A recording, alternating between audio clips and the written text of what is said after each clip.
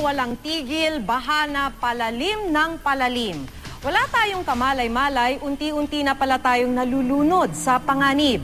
Sa mapanghabong gabing ito, samahan kami sa espesyal na edisyon ng Reporter's Notebook.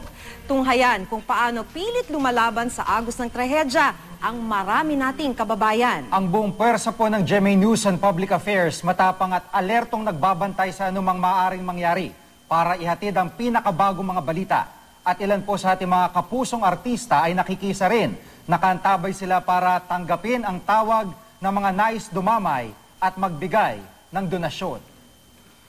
Mga kapuso, kanina po ay ibang klaseng trahedya na saksihan namin ni Maki sa may barangay Commonwealth kung saan isang buong pamilya ang natabunan sa isang landslide. At Jiggy, naalala mo yung kwento sa atin ng mga residente roon na bandang alas 8 ng umaga ay gumuho ang lupa dito nga sa barangay Commonwealth at tinabunan yung 5 bahay. At dun nga sa loob ng 6 na oras na kasama natin yung mga rescuers ay nasaksihan natin ang pag-rescue nila o yung pagkuha nila sa 8 dun sa mga biktima ng gumuho na lupa dito nga sa barangay Commonwealth. Narito po ang report.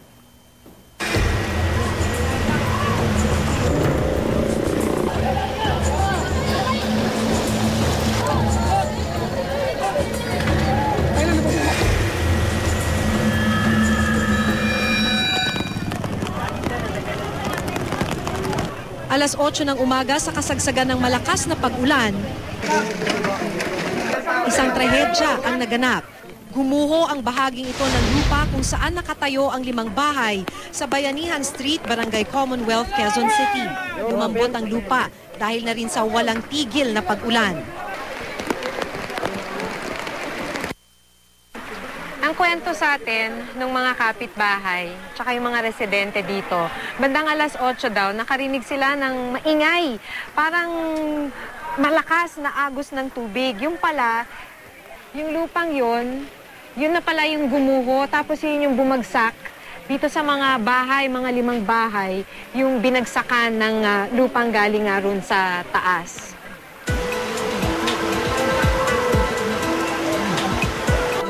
Inabutan ng Reporter's Notebook si JC Bailon na naghihintay ng magre-rescue. Isang pamilya niya sa mga natabunan ng gumuhong lupa. Sino na po yung Hindi ko pa na doon ang misis ko yata, si Jason. Kanina pa nila tinatangka na hukayin yung mga nabaon na mga biktima ng landslide dito. Sabihin na natin siguro for this attempt, may 1 oras na sila, mahigit 1 oras na silang nagtatangka na mahugot yung mga nakikita nila na mga biktima ng landslide dito.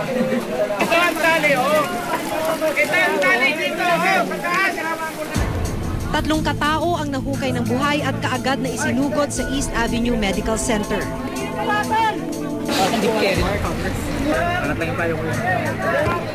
Matapos ang mahigit 6 na oras, nahukay na rin ang 8 pa sa mga biktima. Nakaligtas ang anak ni JC na si Jeff.